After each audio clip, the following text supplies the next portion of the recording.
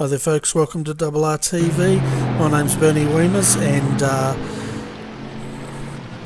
not sure if we're live or not. I've got an error message, but let's click OK. My name's Bernie Weemers and I have Adrian Jarvis here, and we're covering the final round of the SEK Queensland GT3 Championship coming from Monza. Hi Bernie, hi viewers. Yeah, Monza full track. Looks like it's a little bit of traffic getting in here this evening, Bernie. I nearly didn't make it. A lot of traffic getting in here, and why not? This is going to be a brilliant race for the last round. Oh, it certainly is, and it's coming right down to the wire as far as points go. Just looking, the point score's a couple of rounds old, but John Peasnick has to be the favourite in coming into this championship, with Nathan Groudon and James Stevenson also with the possibility of taking the top step tonight. Yeah, it's a good championship. It's been fought hard, and everyone's done a fantastic job. So yeah, it's going to be interesting to see what pans out here tonight. It certainly is, and we have a total of 42 drivers taking to the grid tonight, which is a fantastic turnout, considering the weather that a lot of Sydney people and down the New South Wales coast is copping tonight. Yeah, mate, bad weather for those guys. We had a little bit up here in Brisbane yesterday, but it looks like it's all head down south, and probably the way that all those New South Welshmen are feeling after Wednesday night, mate. Yeah, I'd say so. Now the guys out there have basically all qualified, so they're just finishing their warm up, and then we'll take you through the grid of this race. But it's promising to be a corker with 42 drivers, and there's been a lot of action in qualifying, I must say, with that first chicane not being used tonight.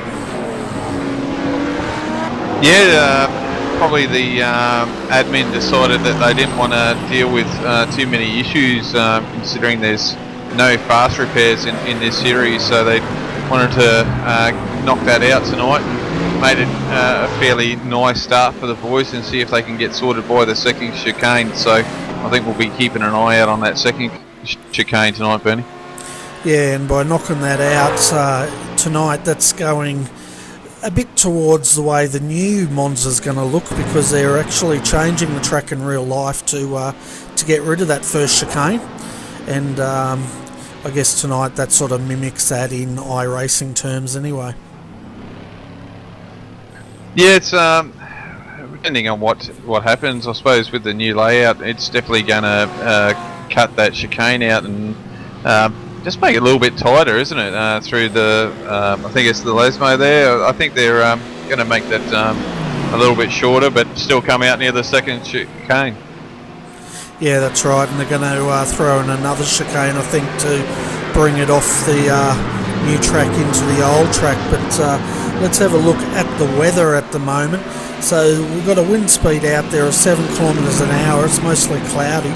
Track temp, well, it's 31 degrees Celsius, so we've seen hotter, but the guys should be pretty happy with that track temp tonight. Yeah, it's not too hot. You know, it's definitely not slick by any means, but the tyres are definitely going to cop a punishment, so we'll see how the boys go. Yeah, that's exactly right, and I guess this will be the last weekly broadcast RRTV does, so Aaron and I, Adrian and I are going to take a bit of a break in season 3 for the weeklies, so I think, don't know about you Adrian, but I'm going to catch up with a bit of iRacing and jump behind the wheel for a little bit. Yeah, just got my eye on a couple of series there, might jump in or actually jump in the car and actually steer a steering wheel instead of just pressing the button to talk to you all night long. But yeah, we'll see what goes on. I'm sure it's going to be interesting. I don't know. Yeah, it's going to be one of those things, new ground to cover. That's right, and I might do a little bit of streaming just for the hell of it, you know, so everyone can have a bit of a laugh. Yeah, definitely. Good idea, mate. Get out there. You might see me out on track and see how bad I actually am, and we'll have a good old laugh at that. That's for sure. Yeah. So we've got 39 seconds left of the warm-up, and then once that's done we can take you through the grid. We'll try and cover off as much as we can on the grid, of course, but not guaranteed I'll get through the full 43 here. Yeah, big list here tonight. Got the back straight away down the front because it is a new track, so we don't have to do a whole lap around the track, which is good in one ways and bad in others. But yeah, we'll see what we can do. Yeah. So also, as you said earlier, Adrian, covering there's no fast repairs. We'll cover that off. Incident limit is at 15. Then they start losing points, and there's one driver as we see them all go skidding off some chicane somewhere.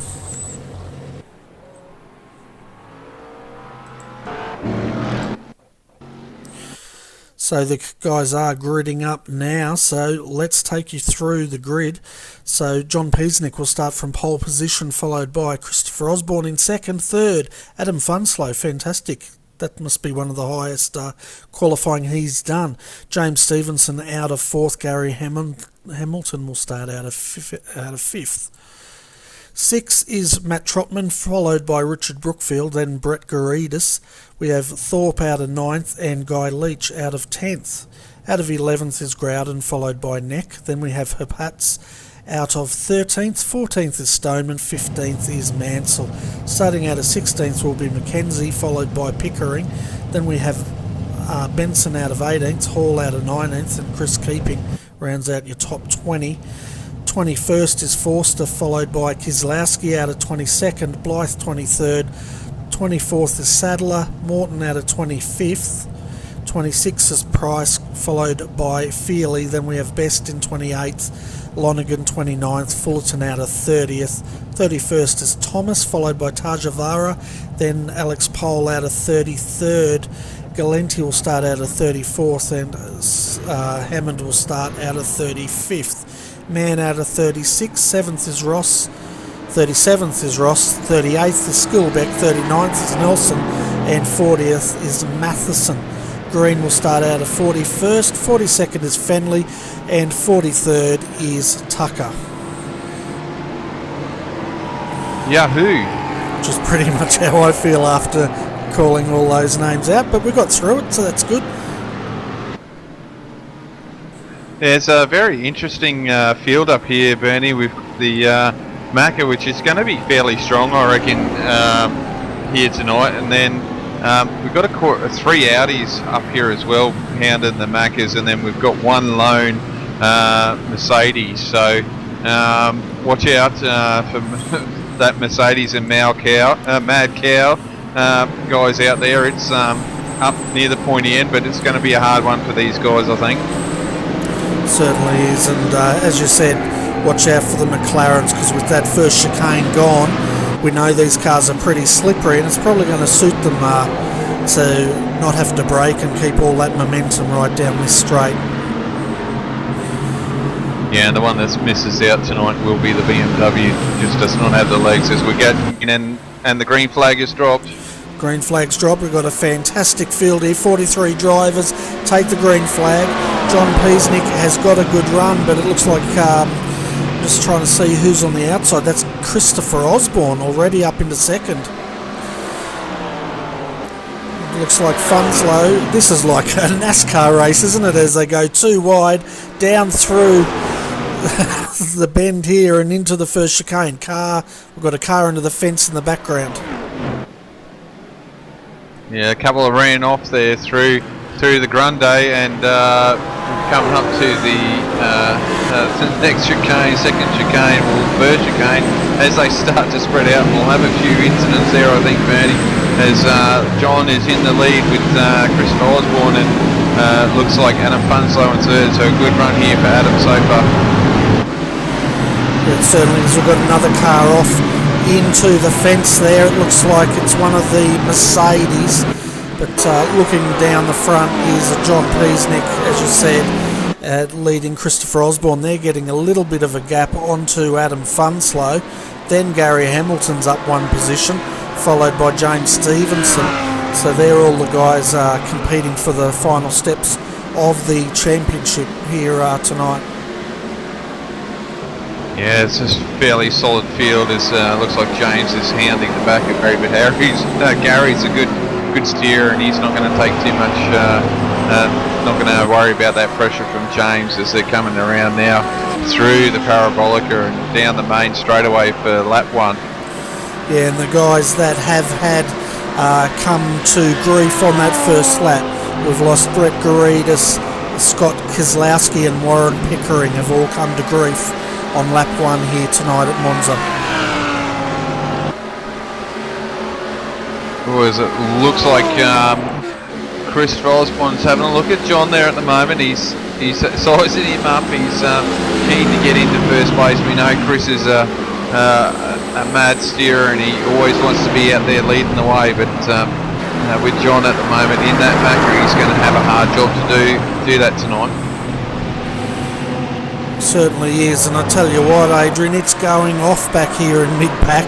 They're still going too wide, would you believe, and we've just finished we're on to the second lap. Yeah, it's trying to sort out where you belong. You know, some of these guys might have had a bad qualifying or don't qualify that well, but better at racing. And just seeing, and the draft as well there, Bernie. You know, we've got the draft and guys are getting a false sense of security on how quick their cars are, and they're trying to overtake. And probably the best thing to do is just to settle in a groove here and try and get a rhythm. And if you're a bit quicker than the guy in front, well, then you can start looking at overtake. Yeah, well, that's exactly right. Once the guys get into a bit of a groove here, they'll be, which they appear to be starting to, although a few of them are still jostling as they go too wide into whatever you call this corner.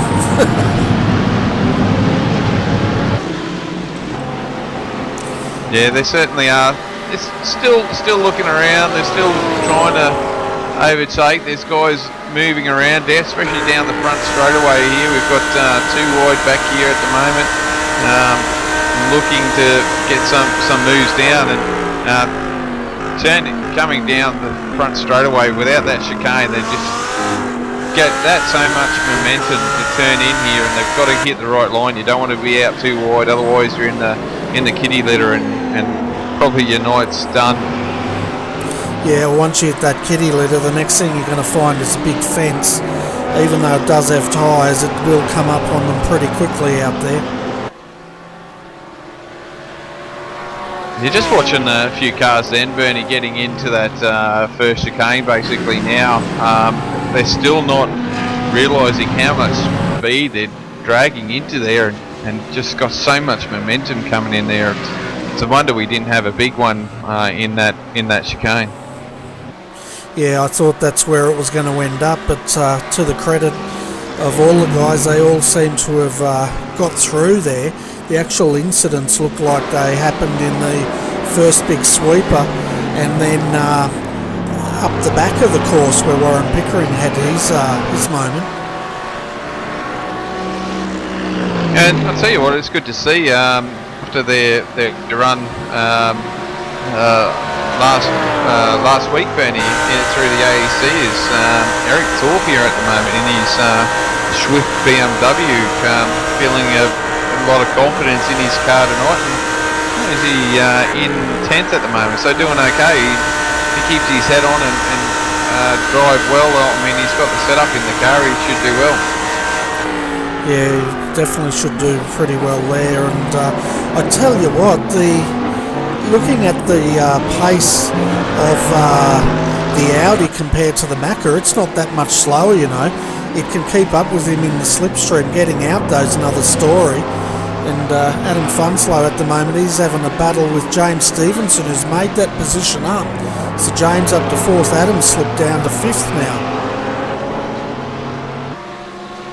Yeah, it's like I said, Bernie, it's that slipstream. I mean, that Macca is quite slippery in a straight line on its own, so it can do wonders on its own. It's just the other cars, they just seem to struggle once they get out of the Macca's slipstream. They just cannot push past them, and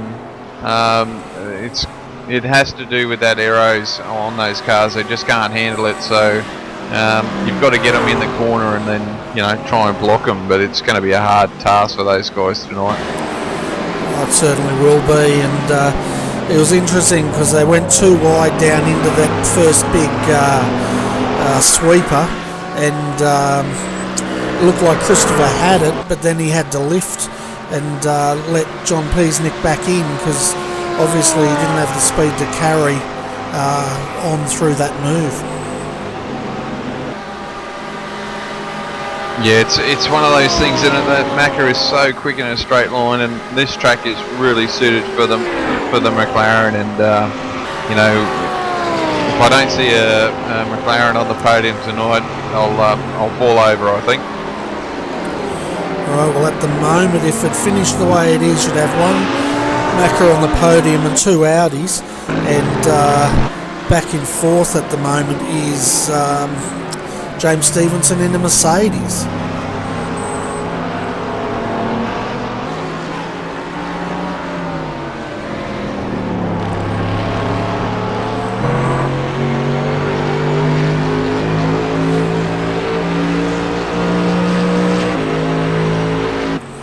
Don't know about you, mate, but I love the sound of that deep-throating Mercedes as it comes past.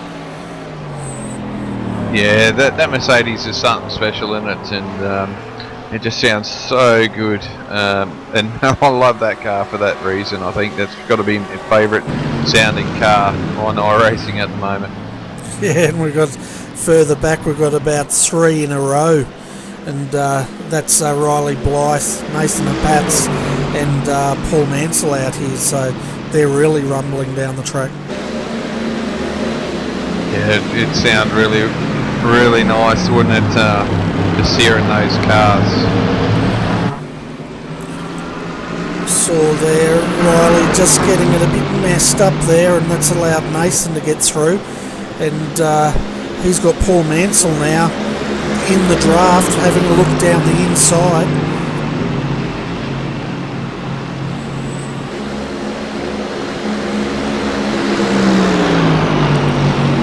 Oh, Bernie, there was a prang just a few moments ago for Stuart Hall. Just got caught up there. He had a spin on his own, and then he was trying to get going again and got caught up in a fairly big accident. And yeah, that car's trashed. I don't know if he'll be able to continue. It's a bit of a way back, I saw, so we'll see where he's at. Yeah, he's in the pit lane now, so bad luck for him.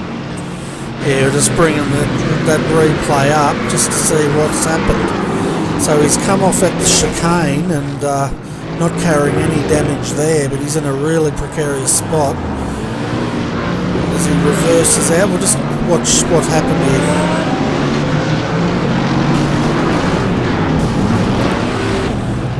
Yeah, that was awkward for everyone concerned, wasn't it? Yeah, it certainly was.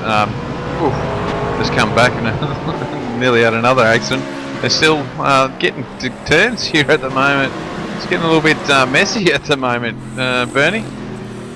It certainly is, and you're right about Stuart Hall. That car is absolutely toast, and I'd say that's the end of his night, as you called it.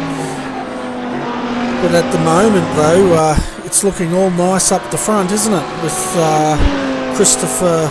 Well, what's he saying? Saying Christopher's leading Gary, but I don't think that's the case. Could be, yes it is. John's had an incident while we were looking at that replay, so we'll have to see what happened to John, because that's a shame. That car, he's got a lot of work to do now. Yeah, so I was a bit puzzled because I was looking at the replay still. But yeah, you're right, Christopher Osborne's leading Gary Hamilton. Then we've got James Stevenson's worked him up to third. John Peasnick, he's all the way down in seventh, and tell you what, he's got to get that car up there because it may have championship ramifications for him. Alright, Bernie, I just went back and had a look, and Yari, he went off at the chicane again. and it's going to be one of those things that people are going to have issues with, that's for sure. Just the high speed getting into there. Generally you do carry a lot of speed into that chicane, but having it straight through, you're carrying that much extra speed, and it's just getting a little bit loose on those guys, which is common when you just ride the curbs a little bit too much in these cars. Yeah, well, they're carrying a heck of a lot of momentum, aren't they, all the way down that straight through this sweeper, as we're just having a look at this replay. And then that second chicane, which is now the first, they're entering it at a hell of a speed. Yeah, they certainly are, and I might fall over here, Bernie, because there is no Macca on the podium. We've got two Audis, a Mercedes, and a Macca in fourth, so I might have put the mockers on it. Oh my God, I'm going to have to stop doing that, Bernie. I think I seem to be putting the mockers on everyone lately. Well, at least they've got someone to blame, but yeah, I wouldn't write John off yet. What was that? Adam's gone for a spin as well in that second chicane, so another victim there, so he's going to drop down a few positions. Yeah, we'll just grab that up as well.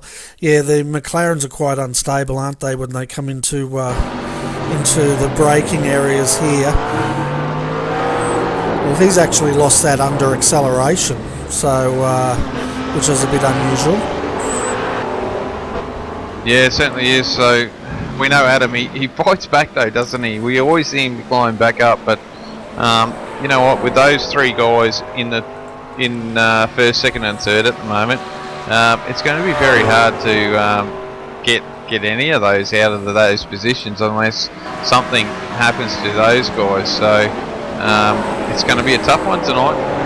It certainly is, and the first McLaren at the moment is Richard Brookfield. He's got John Peasnick right behind him though, so I'd expect John to probably get his way up to fifth by the end of this straight. Yeah, nice long run here, and they've got Matthew Trotman, standout driver I think so far this season is Matthew. Not seen him before this series, and he's done a fantastic job in that Audi, I can tell you. Oh, he certainly has, and I'll tell you what, by the end of this straight he's going to have two angry McLarens breathing down his neck. But yeah, he's done a great job in that Delta Audi.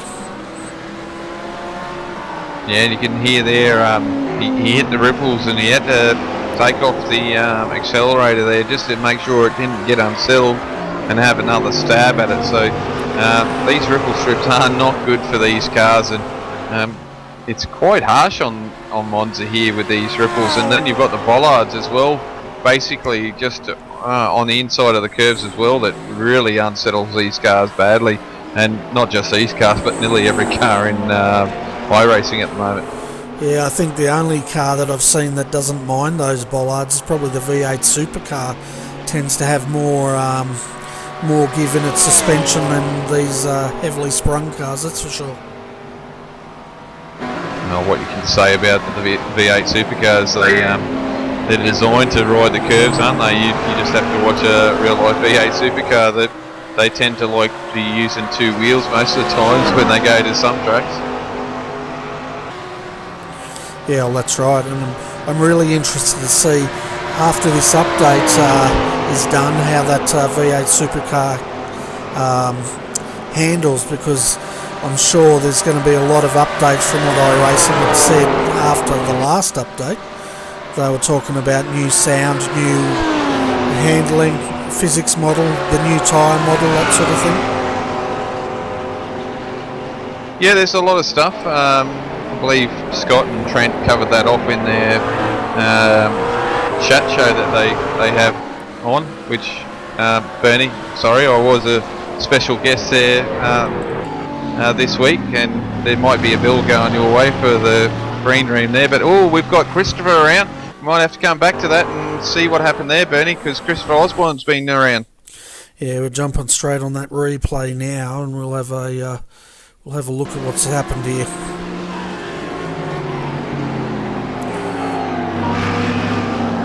He's actually done that all by himself there, and he's lost the rear end under acceleration, tapped the inside wall, and yeah, so no contact there.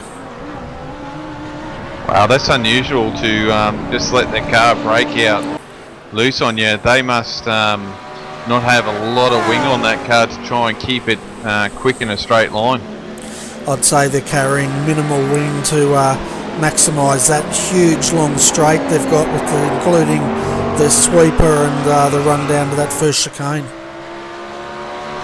Yeah, I reckon you're on the money there, Bernie. Like, you know, you can't keep up with the Macca without having a lot of wing. Not a lot of wing on these cars, and I'm sure that's what's going on here at the moment as Chris is rounding up Adam, which is no mean feat, I can tell you. Yeah, I'll have a look as he pulls out. He just doesn't have the momentum to carry on, does he? And he's got to get back in that slipstream as Adam flashes his lights at one of the cars are about to lap here. That poor BMW's about to get mugged. Yeah, it certainly is. As he's pushed the issue there. Probably would have been sensible just to get on those brakes and let them through there. That was a little bit untidy. Yeah, that was Shane Best. He's 2 laps down, unfortunately. He's seen better races than tonight, that's for sure. Oh, Jesus, Christopher getting it loose. He's pushing this car, and we know what he's like when he's pushing it. He's either a hero or dare I say it, a zero, because he has a massive incident and the car goes the wrong way and can't finish a race. But he's a great steerer, though, don't get me wrong. He can manhandle these cars most of the time. I certainly can, and tell you what, one guy that manhandles cars equally as good is John Peasanick. He's back up into third, so you got your McLaren on the podium again. Yeah.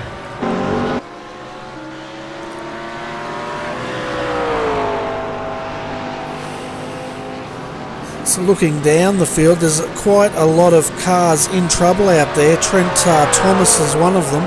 He's still in the pits with a very beat up quick beds entry there. Yeah, just getting just hearing a few things over the comms there, just hearing.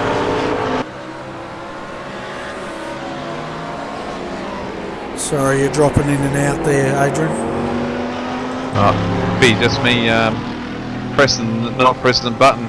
Just hearing a few things over the comms, which I'm not going to repeat at any stage. But yeah, not happy drivers out there.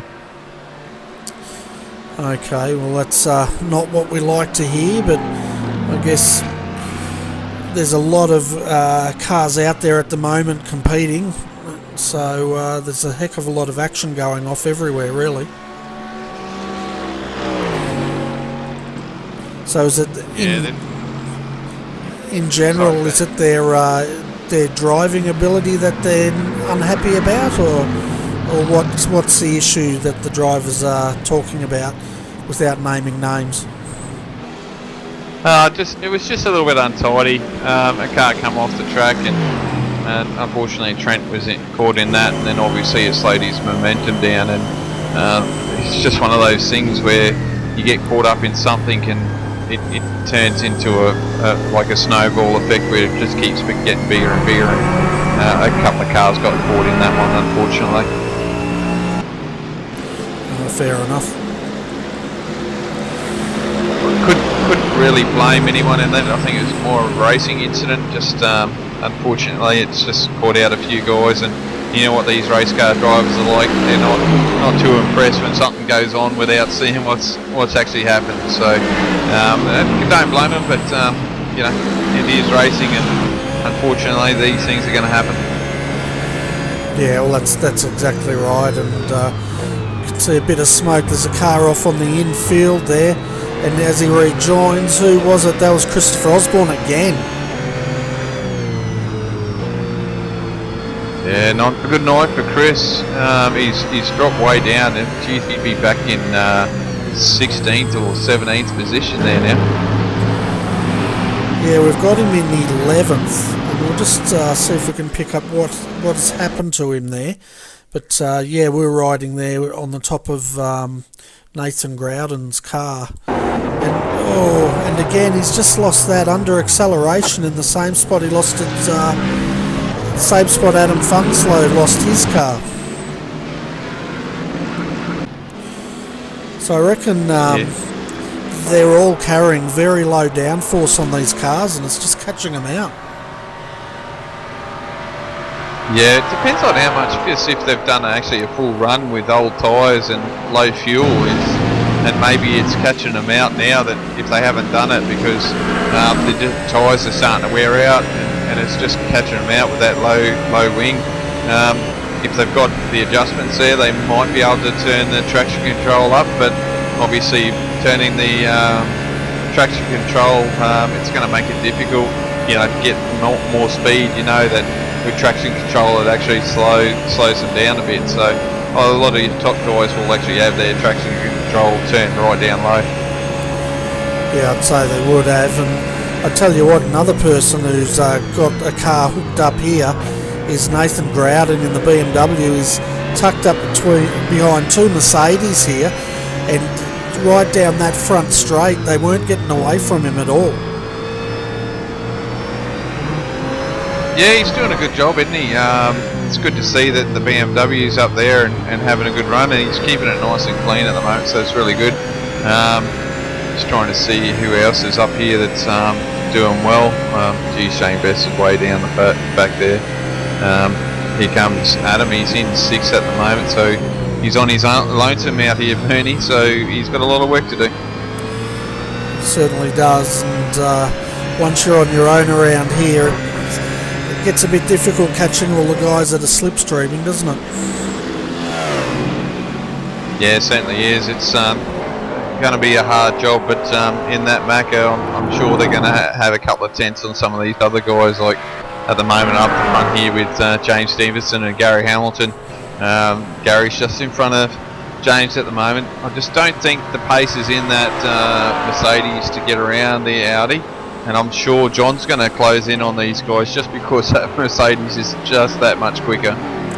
Yeah, you can see him in the background there, and we're about a third of the way through this race, 14 laps done, so here's your top 10 so far for all the viewers that have just joined us. So we've got Gary Hamilton leading the way, followed by James Stevenson in a Mercedes in second. John Peasnick's just up the road, probably around about 3 seconds in third. Fourth is Richard Brookfield in a McLaren, followed by Matthew Trotman in the Audi, the Delta Audi. Then 6th position is Adam Funslow, followed by Riley Blythe in 7th, 8th, Blake Neck, 9th, Nathan Groudon in the first of the BMWs, and then Nathan Herpatz round out your top 10. And you've got some news for us about someone in the pits, Adrian. Yeah, it looks like Chris has gone into the pits there, Bernie, so obviously he's not happy with his car and decided to go in there and try and get something sorted. So maybe a tyre pressure change or put new tyres on. Not 100% certain, but obviously he's not happy with that car and might make a small adjustment to see if he can get it a little bit better than what it is. Yeah, and, he's down in 30th position now after that pit stop. And I can tell you he was in the pits for 41.5 seconds, and total pit time was 1:05. So looking at about roughly 1:05 for a full pit lane stop. So you want to make sure you're in front of your next competitor. You've got to have about a minute up your sleeve. Wow, so it makes for a lengthy pit stop, but I guess they're all going to have to do it here tonight. Yeah, it certainly will, and geez, it's ebbing and flowing up the front here. It looks like Gary's got a little bit of a break from James, and I can tell you what, John is closing in on these guys. He is not that far. He's only like 2.5 seconds behind the guys in the front here, so he's definitely made headway here. Oh yeah, he's making headway. He was 3.2 seconds down last lap. He's down 2 2.8 seconds, 4/10 of a second. And Richard and Matthew are still continuing this bout for 4th and 5th at the moment.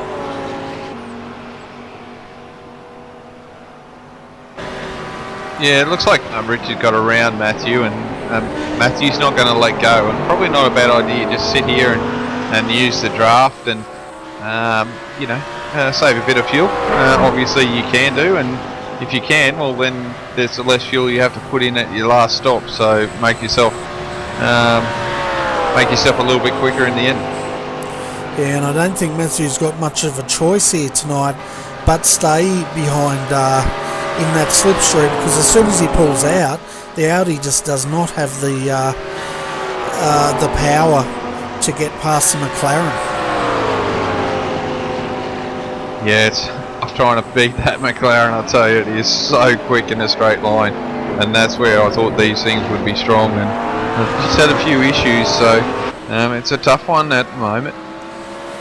Yeah, well, the configuration of Monza at the moment would probably suit the McLaren, because they've got a lot of very long straights punctuated by a couple of chicanes and a few right-hand corners. Yeah, you're right. It's plenty of horsepower track, and I think that's what the McLaren's got. So we'll see how it goes, but I'm sure John's going to close in on these guys soon. Yeah, we'll get a live gap update there. He's 1.3 seconds behind James Stevenson now, so he's just about close enough to start feeling that slipstream. Yeah, he's going to close in on a rate of knots an hour. I mean, that 1.3 is going to vanish into 0.2 of a second in a minute, because he's below on their draft, and he's going to close in. I reckon come to the first chicane that they come up to, he'll be right on the back of these guys. We'll have a look at this telemetry. You won't believe it. They're coming into this sweeper 282 kilometres an hour top speed there for John Peasnick. Yeah, it's amazing how quickly they're going through there, and here's John. He's breaking in late, and there we go. He's caught up to these two. So that's what a drive, and you can see the Macca just, if he hit that chicane right, he can actually ride the curbs okay. And we know James, he knows that the Mercedes doesn't like it. Now he's got to try and protect his second place, but I don't know if he can hold John off here in the Macca. Yeah, John's just like, this McLaren is just so slippery. Even when it pulls out of the slipstream, it can carry on, and I reckon he'll be past him down the front straight here. Yeah, I think he's just showing his nose there, and he has, there's looks like a rat caught car off the side there, so unfortunately for maybe Brandt or one of his teammates here, but he's looking, John's here looking again, just pulls back in behind, just showing his nose. But yeah, I think you're right, he'll definitely have a look down here at the front straight away for sure. Yeah, and just watch how he gets this McLaren wound up, and he'll dispatch James fairly easily, and I reckon he might even have a go at Gary the way this McLaren goes down the straight. You can see James closed in on Gary just under slipstream, but look at John, he's just got no slipstream, and he's overtaken Gary all his own, and then John says, yeah, I'll be in this. Oh no, big brake.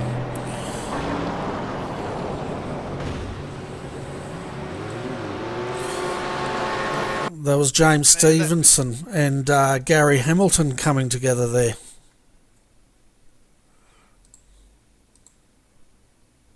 Yeah, just don't think Gary thought James was coming down. No, he didn't at all. And look at James's car control there. Let's see if he gets this. He does. He continues on, but Gary does not. And he goes towards the tyre barrier at a great rate of knots. That incident, they would have been doing about 270 kilometres an hour. Oh yeah, that was massive. That was a big one. That's not good in any situation, I can tell you. So I reckon those cars probably be second hand now. Yeah, Gary is in the pits at the moment, getting that car serviced, so obviously he's got a bit of damage. So is James Stevenson. We'll see if he comes in. He's carrying a lot of left hand damage on that Mercedes.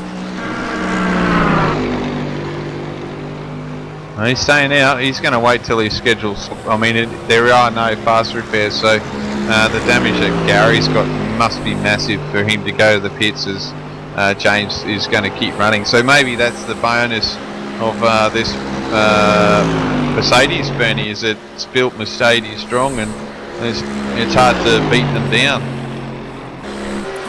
Yeah, and that brings Richard Brookfield up into third. Matt Trotman, he's still behind Richard. He's going to get fairly fed up with looking at the back of this McLaren before too long.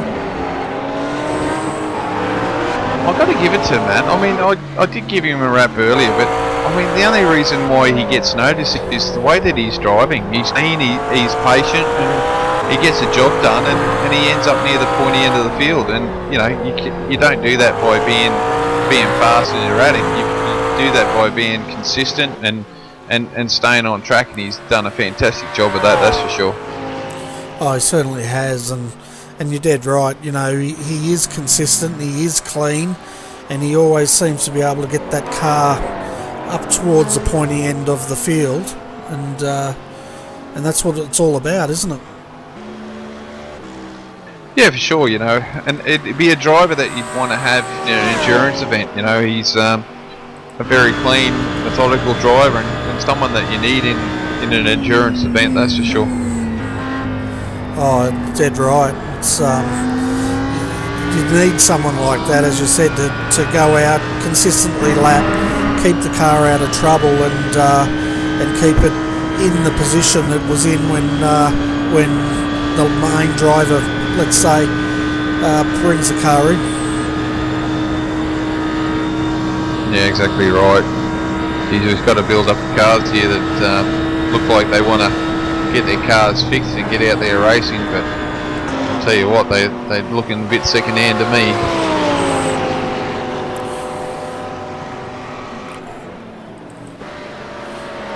Yeah, so it looks like I can't find Gary, so it looks like he may have stepped out of that car.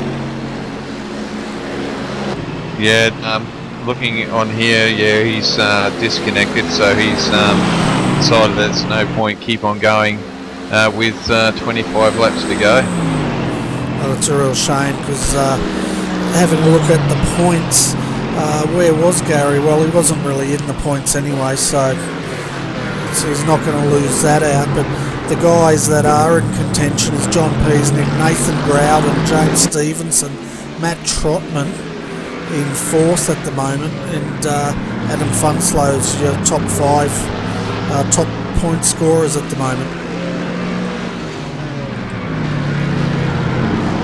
I'll tell you what, Christopher Osborne is definitely on a mission. He's up into 22nd at the moment, so he's pushing along here quite nicely and putting down some decent lap times as well. Yeah, because he dropped right down to 30th, didn't he, after that pit stop, and hopefully he's got that car tamed a bit, because it definitely was a handful earlier on.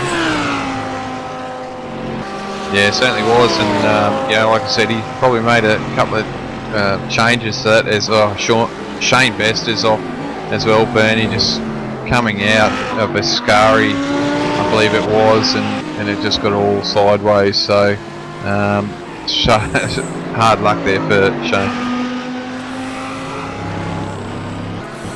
Yeah, Shane was a few laps down, wasn't he? About 2 laps down up to that incident. Yeah, just had another moment. There's probably one of the other points that you can get it wrong there. Coming out of Ascari, the car can get loose, and you'll either go into the left wall or you'll go into the right wall, which is generally the practice, but it's still massive impact there, because you're on the gas and the car just flings into those fences and basically kills them. Yeah, so I'm looking at the retirements at the moment. We started with 43 drivers, and it looks like we've lost Gary Hamilton, Riley Blythe, Shane Best looks like he may have retired, Matt Mann, Trent Thomas, Stuart Hall, Brett Garitas, Warren Pickering and Jeffrey Price look like they have all retired from tonight's race.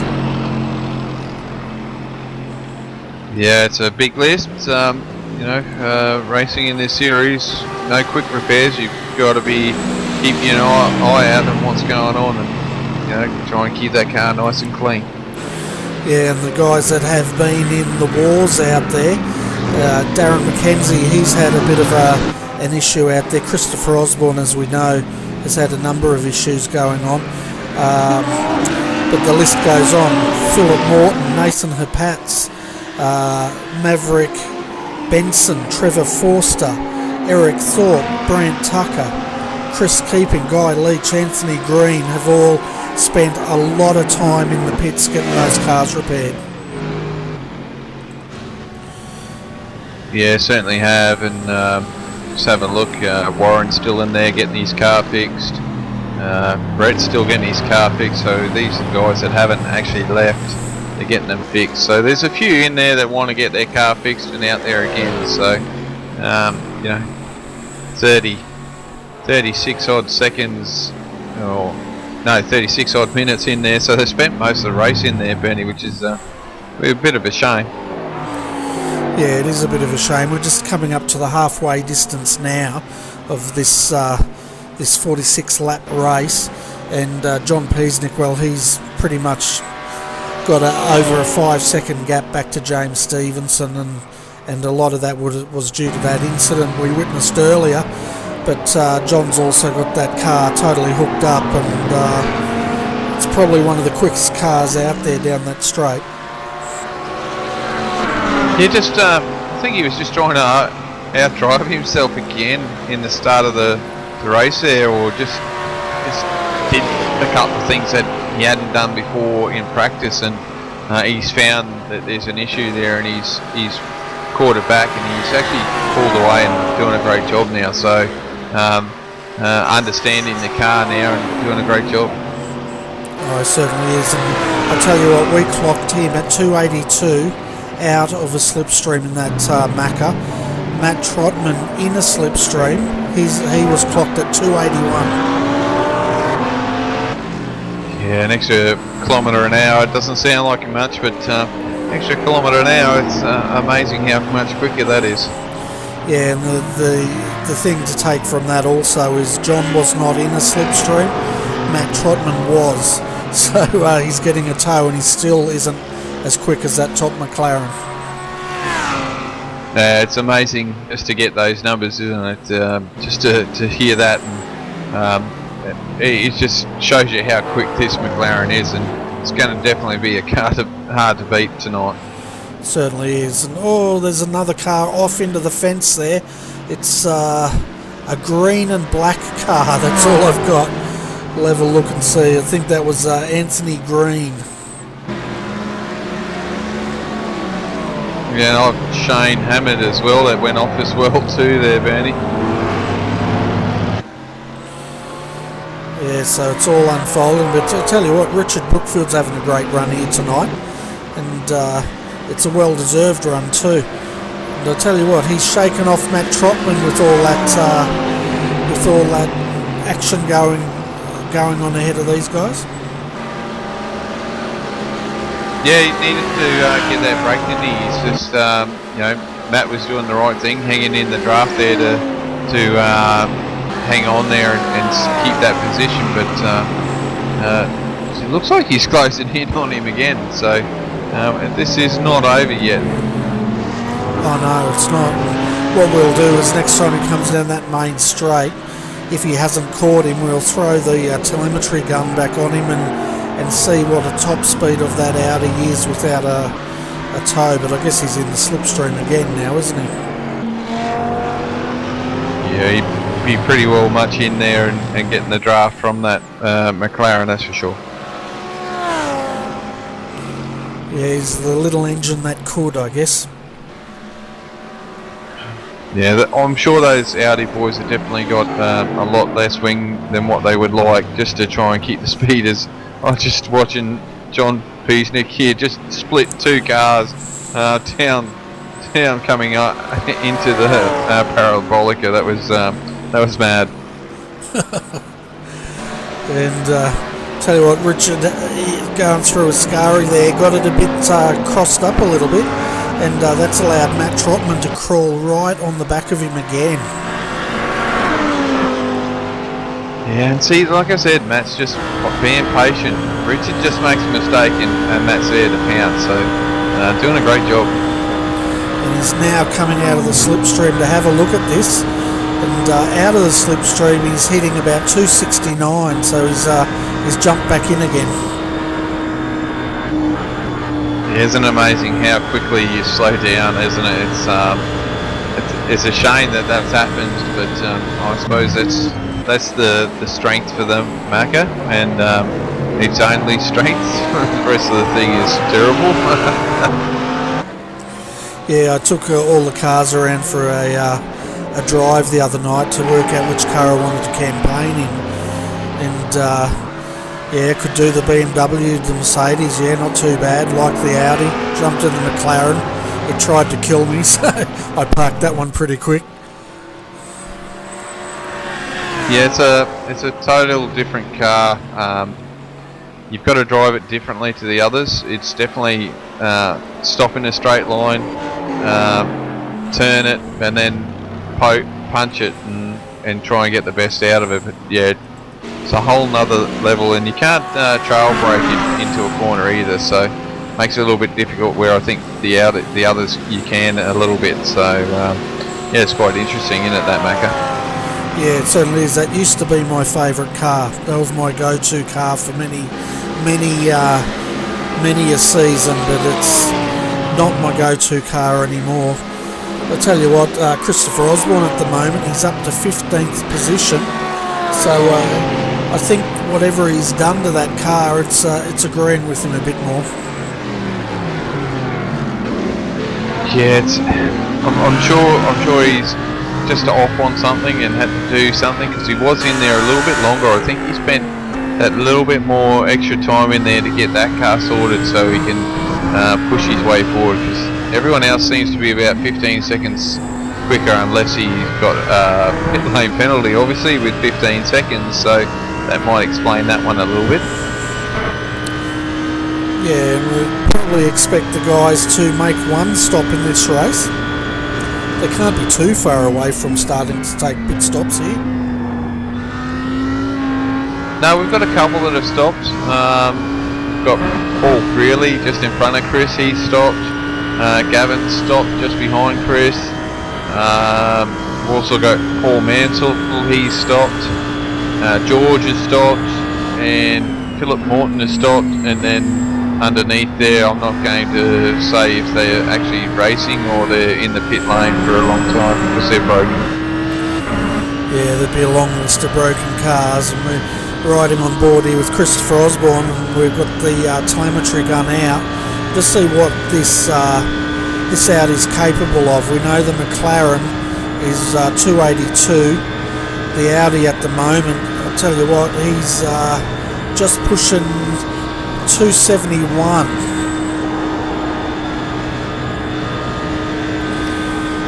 So that's 11 kilometres an hour slower than John Peasnick's McLaren at the moment.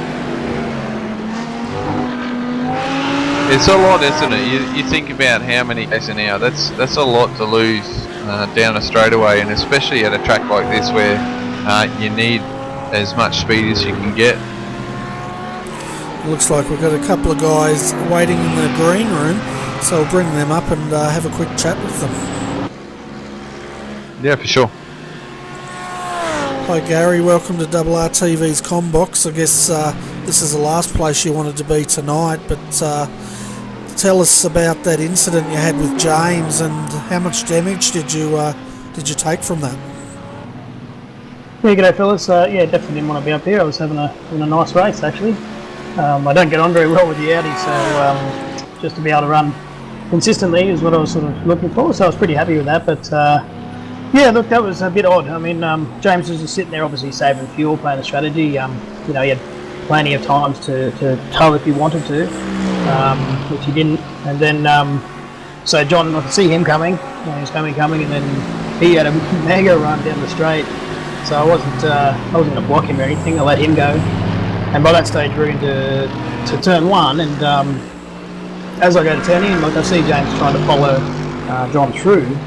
But I mean, the problem you got there, I didn't turn down to the apex, but if you turn any later, when you're out in the grey, you basically just spin yourself off the track. So I was hoping he just would have lifted out of that, and then he could have towed me on the next straight quite easy. But I guess we had 2 different ideas of what was going to go on. Yeah, it caught us by surprise too, because we were watching it unfold live, and it looked like James. It was just on the inside there, which tagged you. But how much damage did you take from that crash? Was there a lot of damage on that car, or? No, I think from the actual contact, I mean, maybe there was a bit hard to tell. Like, it drove straight, going down to the next corner, and then I sort of spun immediately coming out of that chicane again. Now I don't know whether I didn't feel I was going fast. Maybe I was pushed a bit hard, or I had some damage. A bit hard to tell.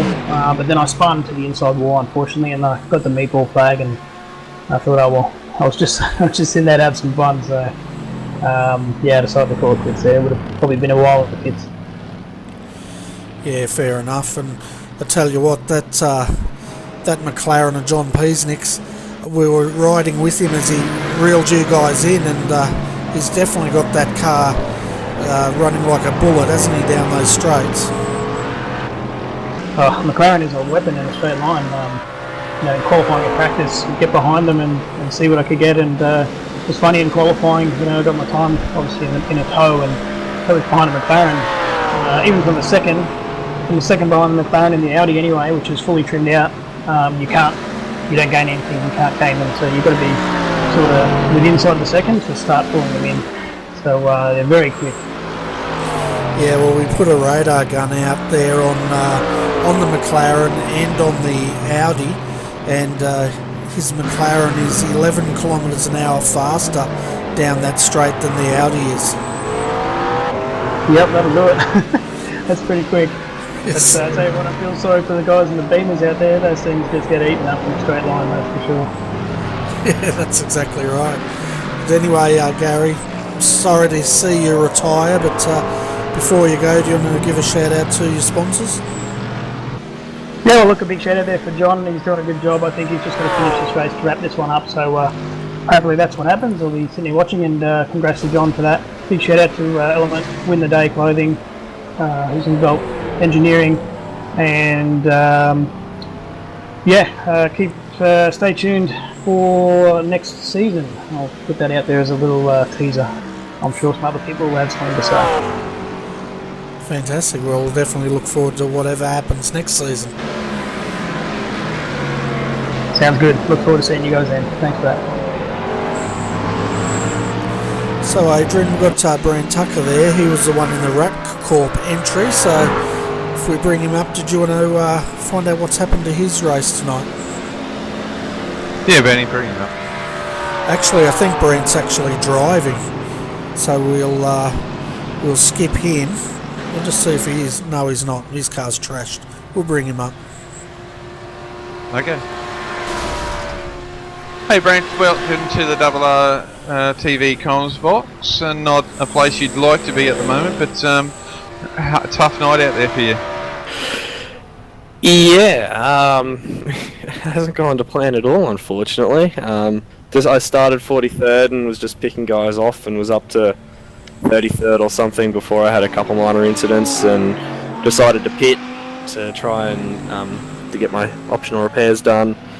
Turns out I was still 2 laps shy of fuel anyway, so yeah, there was that. And then I was just catching people off one by one. I was a lap down, so I was just letting people fall in front of me and gaining their positions like that. And unfortunately, coming out of Ascari, had a little slide and a little overcorrect, and I made a beeline for that right hand wall, and that gave me 22 minutes of repairs, so I'm effectively done for the night. Yeah, not very friendly, Ascari, is it? It'll either put you in one of the walls, and unfortunately you've found one of the toughest walls out there. Yeah, it's a hell of a section of track to get right. Once you get it right, it really is a bundle of fun. But if you get it wrong, yeah, like you said, Adrian, it bites, and it bites hard. Yeah, and we see your teammate at the moment out there, Scott. He's doing a great job. Yeah, he hasn't come into the yet. He's due in pretty soon. But yeah, that's the whole reason why I'm in the session, is just watching Scott truckle on. Yeah, I'm pretty happy I picked him up. He's a consistent driver week in, week out. Just gets in the car and does what needs to be done. Does it relatively cleanly. Doesn't piss too many people off, so it's always a bonus. Yeah, it certainly is. If you can get someone in there, you know, like everyone, you notice that you get change and your team changes, but to pick up someone, it's always good, and hopefully they'll hang around for a while and keep the team strong. But you're doing a great job out there at the moment with the team. Yeah, no, we've been kicking goals. We got our first podium in AEC in over a year last week, so that was a pretty rewarding experience for the two guys that were driving that car. And yeah, I can see you showing the replay, and it was a relatively big hit, just a minor slide, but just overcorrected a little bit too much, and unfortunately made a beeline for that wall. Yeah, it looks like your mate's in now to get his service done, so we'll keep an eye on it. But generally coming in nice and steady, nothing too drastic. Don't have to race in. Get in there nice and easy, and pull up to your stops and get your get fuel in and tyres. Yeah. Scott did have tyres unticked. I'm not sure if he's going to, whether he's done a Red Bull at the last minute and changed his mind. At least his pit crew will have the tyres ready this time. But yeah, I'm not sure what he's done entirely with his pit stop at the moment. So be interesting to see where he comes out, going a bit longer on this stint. So hopefully he can still come home and, you know, top 20, top 15 would be awesome after a pretty abysmal night for myself. So I'd like to see Scott have a good result somewhat. Yeah, looking at that stop, I doubt if he took tyres at all. So you know, a good job there. I got the fuel done. Before we let you go, because we've got a Trent down there for a bit of an interview, so I'm going to put a shout out there to your sponsors and anyone else. Yeah, first of all, huge thanks to you guys, of course, for doing the broadcast week in, week out. Huge thanks to all the guys at RACCorp, Unlimited Service and Cage Centric. They've been awesome, and also to Julian from Extreme Racing. Sorry I couldn't do him sorry we couldn't do him some form of justice in the Prem Series tonight, but unfortunately that happens. So yeah, hopefully Scotty can bring it home and get a somewhat good result for the team this weekend. Yeah, great, mate. Thank you very much, and hopefully we'll see you out there on track and have a better one. Yeah, hopefully. Also, there's a fair few drivers back for season 2, so there'll be a fair few of us back, that's for sure.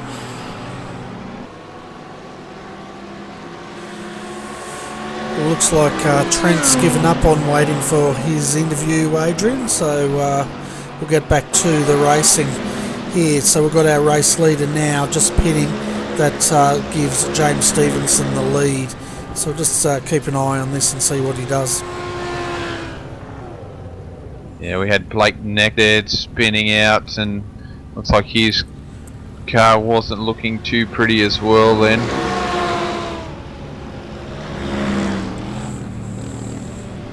We've got Richard Brookfield in the other McLaren also pitting at this point. So John Peasnick's out, 17.1 second stop, and he didn't take tyres. And it looks like we've also got Adam Funslow in, so all the McLaren guys are jumping in at the same time.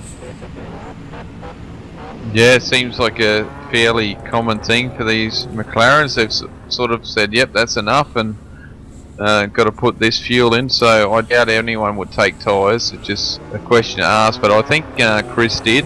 That's probably why his stop was long. He did a 41-second stop, so it wouldn't surprise me if he actually changed the air pressure in his tyres and put new tyres on to get that car settled. Yeah, and the McLaren guys, they all pitted, or as they go 3 wide, they all pitted in and out. Well, their pit stop was 17.1 seconds to John Peasnick, 17.5 seconds to Richard Brookfield, 17.2 seconds to Adam Funsley. Yeah, fairly close, weren't they? A little bit of difference, but not a great deal. So they're all pretty much standard and roughly put about the same amount of fuel in. Yeah, and at the moment the McLarens are running 3rd, 4th and 5th on track, but Matt Trotman and James Stevenson are yet to stop. They're in the pit lane now, Bernie. So it'll be interesting to see where James comes out compared to John, and John should take the lead. He had a big lead. Yeah, it'd be interesting to see how long James stays, if he stays a little bit longer, if he needs to, but no, he hasn't. So James has come out, he's going to deal with whatever damage is on that Mercedes. Yeah, and he took 15.2 seconds was his stop, so 2 seconds quicker. Matt Trotman's now coming out as well, so where does he get compared to Richard Brookfield? Looks like he's got him. That'd be an awesome effort if Matt's Richard. That'd be awesome effort. I think he's also, how did he go? Yes, he only did a 15 odd second stop, so he is about a second quicker than the guys behind him. So that might have helped him jump Richard there. It certainly did. He's out, and he's got Richard can see him, but he's probably got about 5 car lengths on him at the moment. Yeah, that's a decent amount of gap there, and but the only problem is, obviously, with the slipstreaming effect of that McLaren, he's got, he's a little bit loose, Richard. He's seen that Matthew's in front of him, and he wants to catch him up. Oh, you can see he's pulling him in hand over fist. Or is that another car lap down? No, that's another car lap down. Yeah, he's behind him now. You can see him, so he's going to be pushing here to try and catch up. He doesn't have to overdrive the car though, Bernie. That's the one mistake he doesn't need to make. He doesn't need to overdrive it. He is quick. Oh, as he's getting loose out of Ascari there. He's just got to drive it like he has done all race long. He's quick in a straight line. He'll gather up Matthew quite quickly with 50 minutes to go. You know, it's not like he's got that long to go. Well, 10 laps. He'll catch him, no worries. Oh yeah, he's just got to have faith in the fact that the McLaren's an absolute bullet down these long straights, and he should pull him in pretty quickly. Oh yeah, for sure, and that's what he's got to trust in, just the car to get him there, and he's just got to drive the car like he has done for the last hour.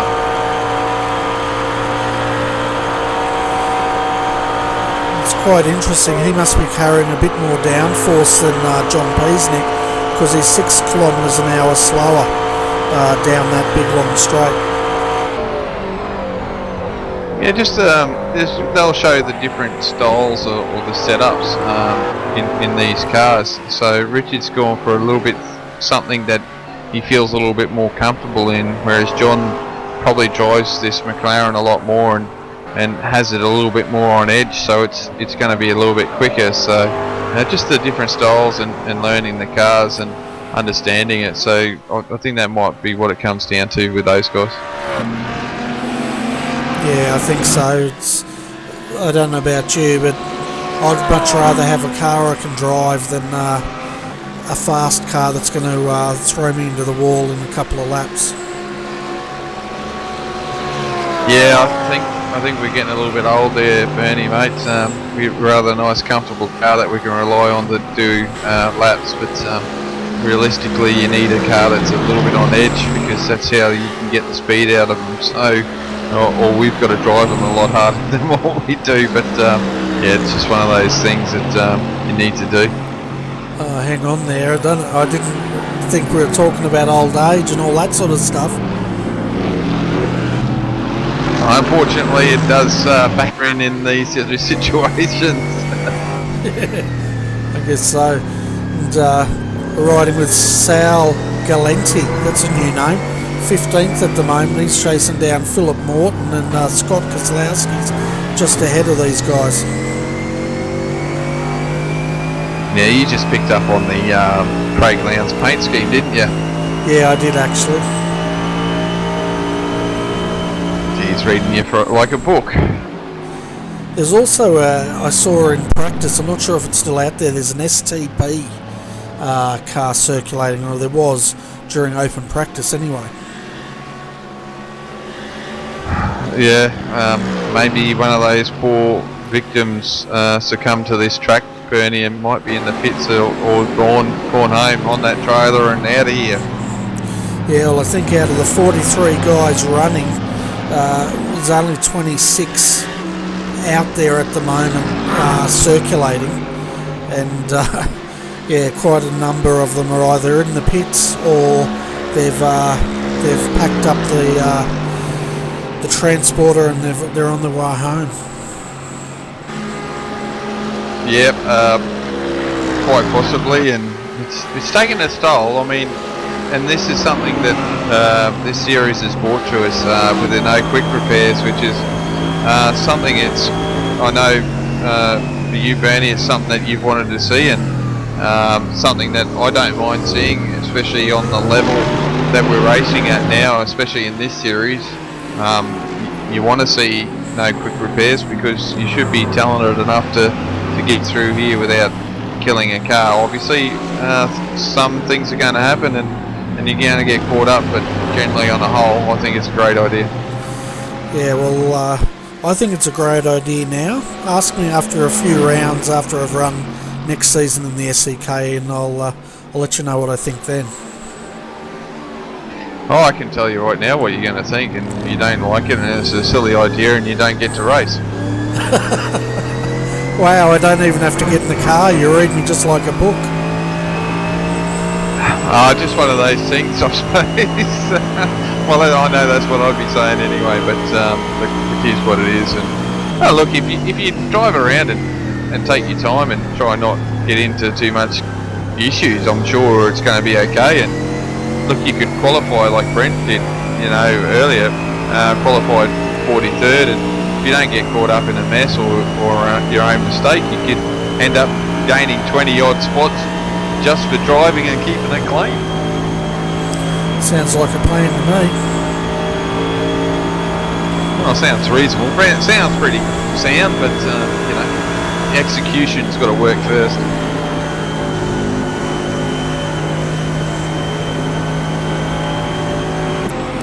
Just watching there, Philip Morton taking Scott Kozlowski on the outside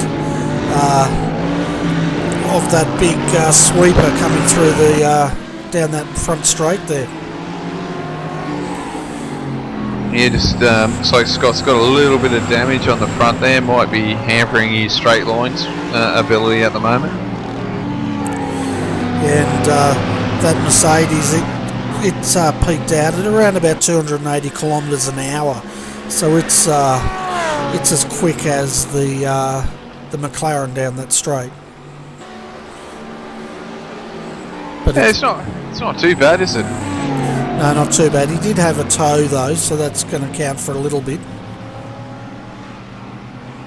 Oh, it certainly will be interesting to see what it's like on his own.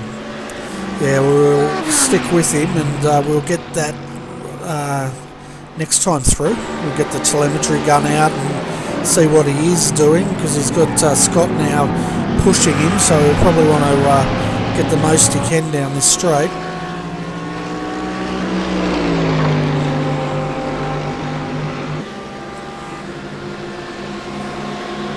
So folks, we'll update you in the top 10 very shortly with 7 laps to go. We'll just see what top speed this Mercedes gets.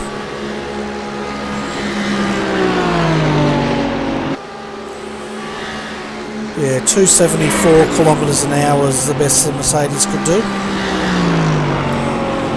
That's a lot of kilometres an hour. I don't care what anyone says. That's crazy numbers, isn't it? Oh, it is. 6 kilometres an hour slower than the McLaren as well, and that was the same for the Audi. So just goes to show, if you can get a McLaren on something that is sort of like an oval, and I guess this configuration is the closest you're going to get to an oval in road racing. It's just a bullet. Yeah, it certainly is, and I suppose that's why it's still up there, and people have definitely chosen it for that ability, because it's so quick in a straight line, and it's going to be definitely an advantage to a track like this one. It's a massive one for this car, but there's going to be tracks where it's not going to have that sort of advantage, and that's where we get our close racing, which is really good. Certainly is, and here's the top 10, folks, for everyone that has just joined us. John Peasnick is the race leader at the moment. He's got a huge gap. Last time by, it was 7.142 seconds over James Stevenson in second, who's also got a 7-second gap over Matt Trotman. And Matt Trotman in the Audi doing a great job there, and he's got quite a large gap now back to Richard Brookfield. It was 5 seconds, and he's expanded on that, and so Richard's just not being able to pull him back in. Fifth is Adam Funslow, followed by Christopher Osborne. He's now up to 6th position, and he was as low as 30th in this race. It's been a real roller coaster for him. 7th, Nathan Growden in the BMW. Then we have Paul Feely, and Paul is sitting in 8th in his Mercedes.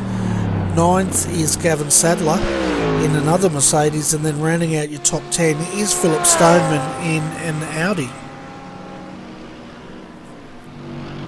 Yeah, so only 5 laps remain, Bernie, so time has gone by on us fairly quickly tonight. With the action that's been going on, it's been full on, that's for sure. Certainly has, and I tell you what, my hat's off to Matt Trotman here. He did not have the pace of Richard Brookfield earlier tonight, but jumped him in the pits, and now he's pulling out on Richard.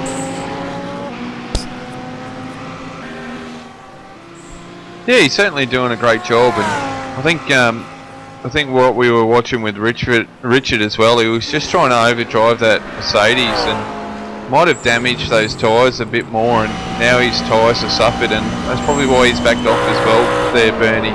Just pushing, overdriving that Macca. Yeah, and you don't want to overdrive one of these cars, do you? Oh, definitely not. It's we do know that it loses its tyres quicker than every other car as well, so maybe the tyres are definitely starting to drop off now. We're having a look at the lap times here. Yeah, he's in the 1 minute 40s and a half, and Matthew's in the 39.7. So Matthew's still pumping out good lap times here. Just did a 39.5, so a second a lap quicker at the moment than Richard. And compare that, the race leaders turning out 39.3s. The only other guy in the 39s is Christopher Osborne, and he's in 39.3. So Matt's doing a fantastic job there. He's 3rd fastest on track at the moment.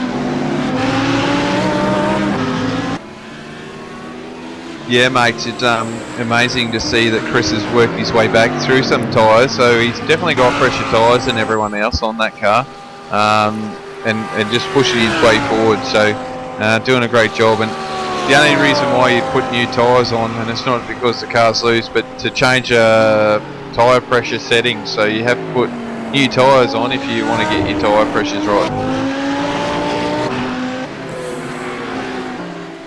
Yeah, that's an interesting thing, isn't it, that they've got to do that. But I guess that's simulating, they lower the pressures in the pit garage and then they throw the tyres on the car. Yeah, which is what you expect, isn't it? Like, you can't just go, oh, okay, I need to drop it down by two pounds, and, you know, magically does it while I'm sitting here in the lane, but which I'm sure they can do that, which is be interesting. Yeah, unless you're Daniel Ricciardo, and then you just hope your pit crew has tyres waiting for you when they call you in. Yeah, let's do a tyre change. Oh, which tyres do you want to change? Oh, you want to change the ones that are in the pit lane to these ones in the back of the garage? Yeah. And I'm sure I saw in the background people eating ice cream. Wouldn't surprise me, mate. Wouldn't surprise me at all. So with 3 laps to go, it's looking very good for John here, isn't it? He just has to finish pretty much to wrap this championship up, but like a true racer he is, he wants to win this one.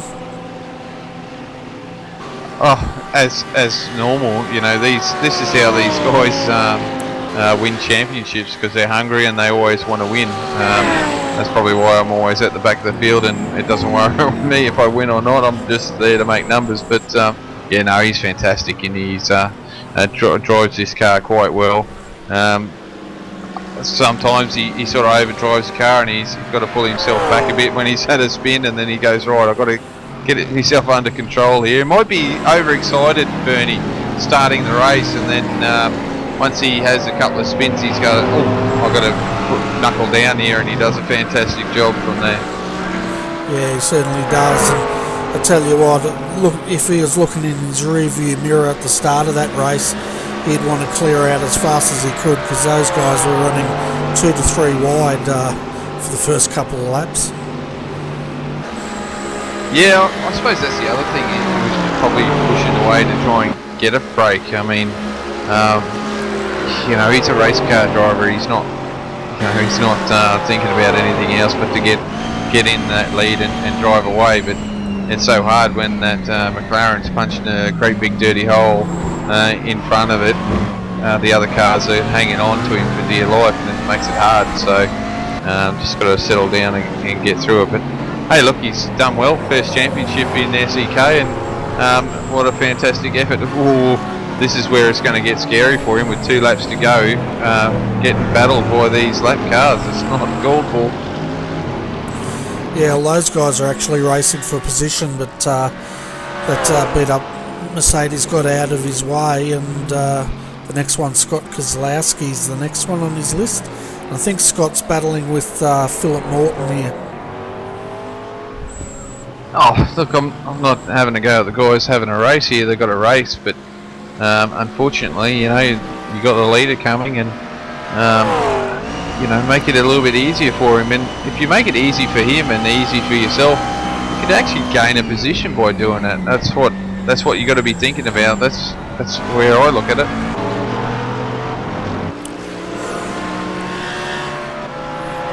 Yeah, that's my old tactic. I'd normally let the guy lapping me through, then I try to tuck in behind him and gain a position as the car in front has to give way to him.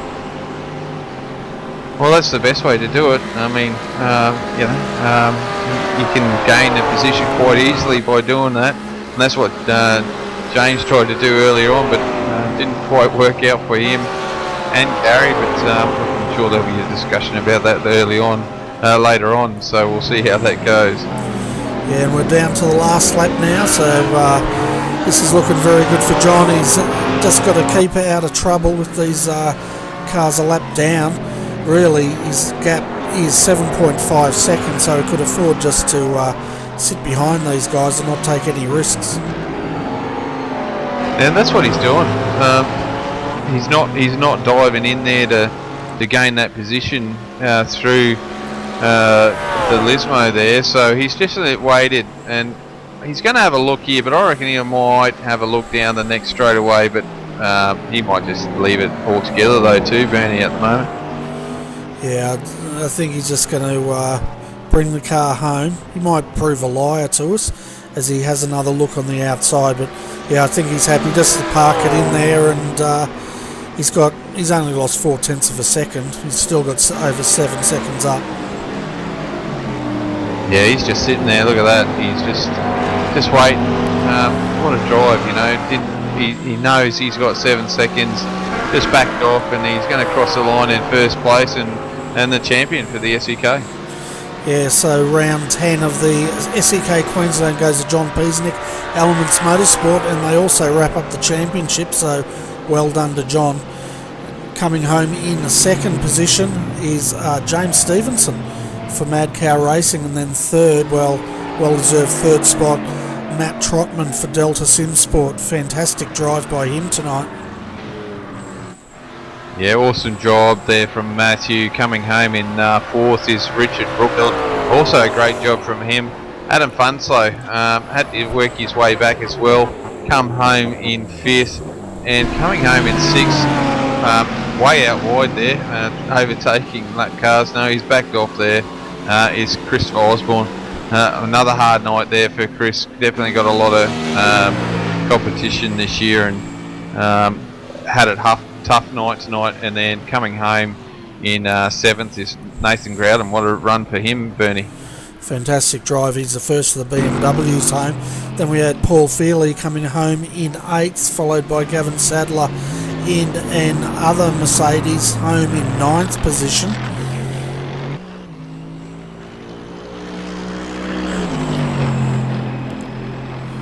Then the next one to come home will be Phil Stoneman. Phil will be coming home in 10th. Then we have Philip Morton and this battle between Philip and Scott Kozlowski. They're still going at it, and Scott's trying to get a run here on Phil. But it looks like Phil's going to hold on to 11th, and Scott, yeah, he's going to sit in there on 12th.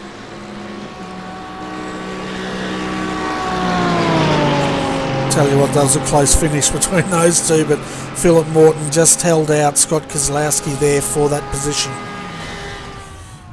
Yeah, no, that was an awesome effort there. Yeah, and I tell you what, they were the only ones on the lead lap. Sal Galenti also finished in the Vortex Century. He was the first of the 1 laps down. Shane Hammond also, we saw him in trouble earlier on tonight. Is 2 laps down, but will finish. And I think that's the last of them. Just see if Guy Leach, no, Guy's still in the pits. Brant Tucker's still in the pits. So yeah, so that's all the guys finished. Wow, what a race to end the season off. And he had a lot in there, didn't it? Had great racing, had a few questionable moves, had full on stuff throughout the race, and probably one of the best races we've had this season. Oh, it has been. We're just jumping back to have a look at some of these incidents that occurred here. Well, we see Brett Garidas now. Yeah, we won't bother with that. But I reckon it was a fantastic drive by quite a few guys. Quite a lot in the first lap came unstuck, didn't they? Scott Kozlowski was one of them, but he managed to recover and come home in 12th position. Yeah, no, some good drives there. Hard luck to Chris. Obviously, just didn't quite have the setup right, whatever reason, and went back in and tried with some new tyres and worked his way back from as low as 30th up into 6th place. So awesome effort, but it was going to be tough trying to get through the next few guys, and I think Chris is enjoying that sort of challenge, which is something that he's not very rarely had in this championship. It has been a championship that these guys have generally dominated, so to see that it goes to another team, which is something that Gary's been trying to get for a while now, and has done so now with John. So an awesome effort there tonight, Bernie. Oh, it definitely is, and we've got our race winner John Peasnick in the green room, so we'll bring him up and have a quick chat with him. Hi John, welcome to RRTV, and congratulations firstly on your race win tonight, and secondly for taking out the championship. Hey, how you going, guys? Yes, thank you for that. Yeah, very happy with taking them both out tonight. I didn't really come here with the ambition to go for a race win, but it sort of just panned out that way. But yeah, very exciting race. Very fair few twists and turns, and some very close calls, which made it pretty exciting. So yeah, very happy to come away with the result and the win. Yeah, and we clocked you as the fastest down the straight there. At 281 kilometres an hour, or 282 I think we clocked you at. Were you carrying a very low downforce in that car tonight? Yeah, so basically I can't give away everything, but yes, my wing was set at the minimum, and obviously there's other ways to create speed out of the car with things you do to it. So yeah, so I was carrying the minimum wing, which obviously gives you the most advantage in regards to top speed. But it also obviously makes some of the corners, some of the high-speed corners around the back of the section, and some of the braking points a little bit tricky, which I had some issues with. But that's the same for everyone. So I'm assuming most cars were running minimum wing tonight. So.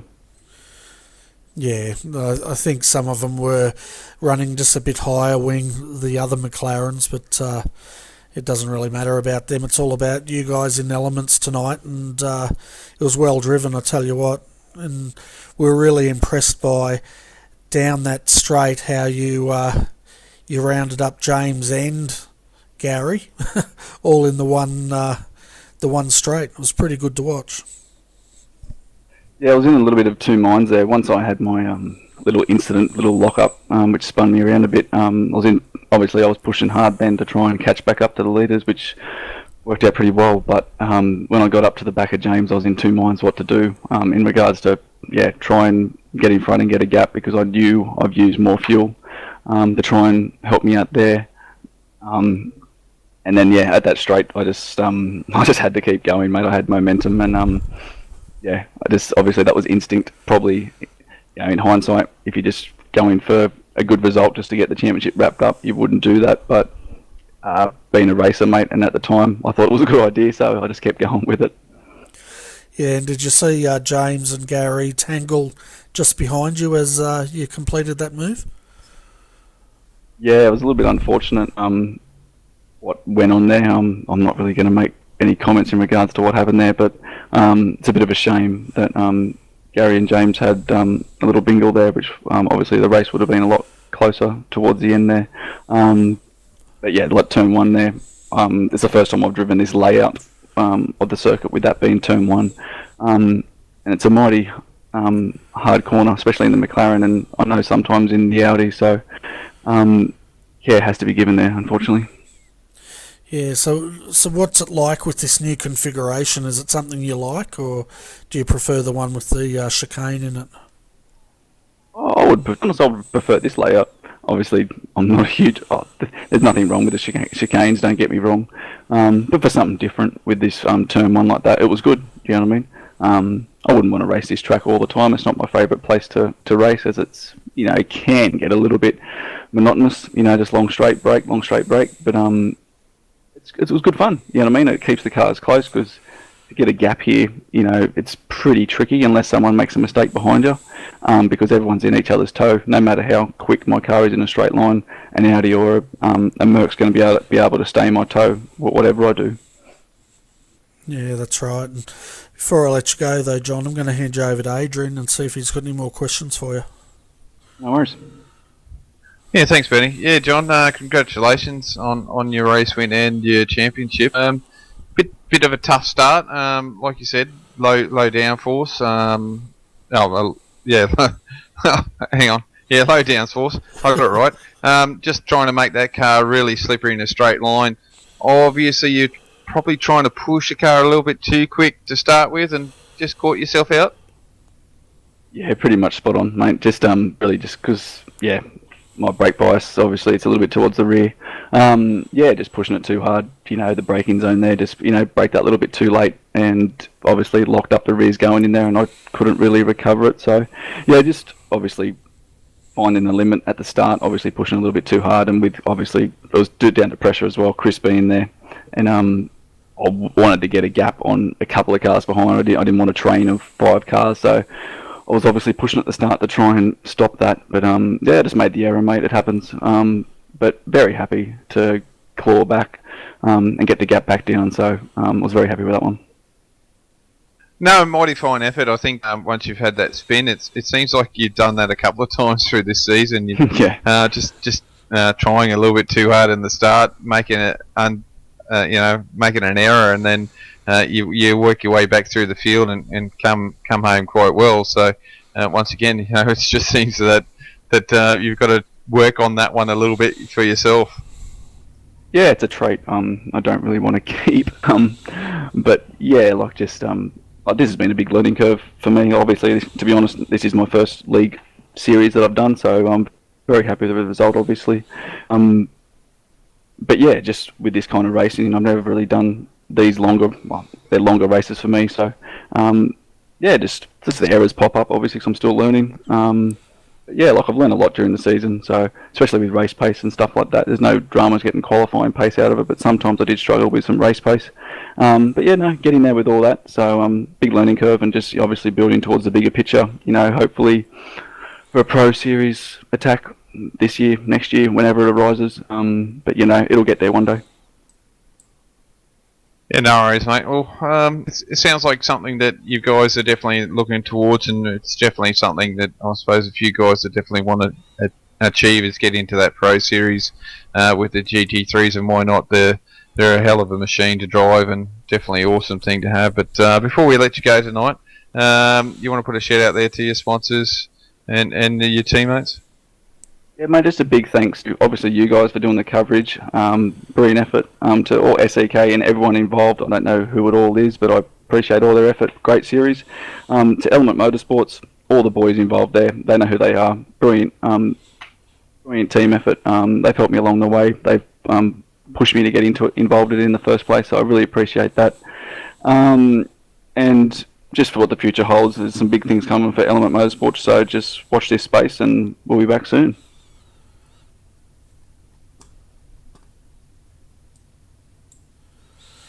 Fantastic. And our final interview for tonight is James Stevenson. He came home second in the Mad Cow Mercedes. Hi James, welcome to RRTV Combox, and congratulations coming home second tonight. Yeah, I guess it's a reasonable recovery, but it really should have been a win, I think. Yeah, it looked like you might be able to talk us through that incident you had with Gary coming into that big sweeper. It looked like he hadn't sighted you or something, and unfortunately you guys had not run into each other, but rubbed each other, I guess you could say. Well, he's just let his teammate John past, and then when I'm trying to follow John past, he's just driven straight into me. So I don't know if he's just, not seen me even though I've been behind him for 30 odd laps, or whether he's done it on purpose or what, I don't know. But it's decided the race result, and it's in the favour of his teammate, so it's a dirty taste in my mouth. Yeah, fair enough. I don't think there was much malice in there, but yeah, I can understand your disappointment, that's for sure. So I guess, are we going to see you back here again next season in the SEK? Probably not. Next season there's no Enduros, so it's not really going to do a whole lot for us for our preparation for the Blancpain series, so we'll just do the official races, I think, next season. Okay, so so that's what the Mad Cow is going to be focused on, just the official racing, or is that just you focusing on that? Oh no, that'll be all of us, just keep our eye in with GT3. I mean, the only reason we entered this series was to try out the Mercedes and see how it was going to go in preparation for the series, and we ended up not using it, so it became quite cumbersome for me to have to come in every week and keep driving it when we weren't really doing anything else with it. Yeah, fair enough. And, before I let you go though, I'm just going to hand you over to Adrian, and I'm sure he's got a couple more questions for you. Yeah, thanks, Bernie. Yeah, look, congratulations anyway, James. You did well to get that car up into second and hold it there, and to drive it with damage, which you probably would have, and not many people would understand that car probably wasn't handling quite as well as it was earlier on. I lost a little bit of front grip, but I think the biggest problem, and especially here at Monza, is that it was down on top speed. Yeah, we've noticed that a lot of these cars now, once you lose a little bit or get a little bit of damage, you lose a little bit of aero, and it really affects these cars down the straight line, doesn't it? Yeah, I mean, it was just the tiniest little crinkle in the bonnet, and that was about 5 k's an hour down the front straight, and that's heaps at Monza. Yeah, especially when you get you find out that the Maccas are doing 281 down the front straight, and to lose another 5 k's an hour on that, it doesn't help your cause at all, does it? No, I mean, we can hang with the Maccas in the draft, but yeah, by ourselves, we haven't got a hope. We're about half a second off, and that's all on the straights. But I thought I did a pretty good job getting the car set up and working here, and with John making a few mistakes towards the end there, that was definitely, the win was definitely on the cards. So very disappointing. Yeah, and obviously you would have used the setup that you had last week from AEC, but would have made a few tiny changes to it tonight. No, we drove the BMW in AEC, so completely different car, completely different setup. Oh, sorry, my mistake. Yeah, that's right. You did drive the BMW, but anyways, but at least you had a bit of practice around here from last week. Just keep your eye in. Obviously, it was probably handy last week run the AEC and then jumped in here. Oh, well, you get used to driving a car down on top speed. That seems to be Mad Cow's story at Monza. We get some damage and then we're down on top speed. Yeah, which is probably what happened in the first blank playing series. You guys didn't have a good run down here either, did you? Yeah, the first round and also the qualifying rounds, both of them, there was two, one was aborted, and yeah, it's just our story at Monza. You get a little bit of damage and then you're down on top speed and you're generally going backwards at a great rate, but somehow that didn't happen tonight. Yeah, it wasn't pleasant at all for you guys, but anyway, look, you fought back and you've done a good job to get that Mercedes back into second, so before I let you go, I know you don't have any sponsors, but you want to put a shout out there to any of the teammates for tonight? Oh, I've got to give a shout out to all the Mad Cows that are currently running the 24-hour race at the Nürburgring. We've had a lot of trials and tribulations. Scott lost his power in the middle of the race, and then we lost a bunch of time from that, and then we got going again, and then Scott jumped back on because they restored his power, and then his steering wheel broke, so we lost even more time. And yeah, and then the MX5 class leader spun when we were passing them and put us in the wall, so I think we're a mile down now because we've had a blown motor and had to replace it, but they're still going, still plugging away, and they'll make the finish as always. So moo, Mad Cows. Fantastic. We always have to end the interview with the moo, don't we? But looking at driver of the night tonight, Adrian, I think I'm going to give that to... where is he? Hang on a minute, I'll tell you who I'm going to give it to. Matt Trotman. that took a bit. Yeah, I'm not going to disagree with you. I think Matt drove a very level-headed race. There was no bold moves. He just stuck to his guns and brought that car home third. That's an awesome effort from Matt tonight. Yeah, it certainly is, and I'm sure he'd be very happy with that result tonight from a consistent drive all the way through. So good on him. Looking at a week ahead, folks, well, we're coming into week 13 this week, and that means week of fun racing, I guess you could say.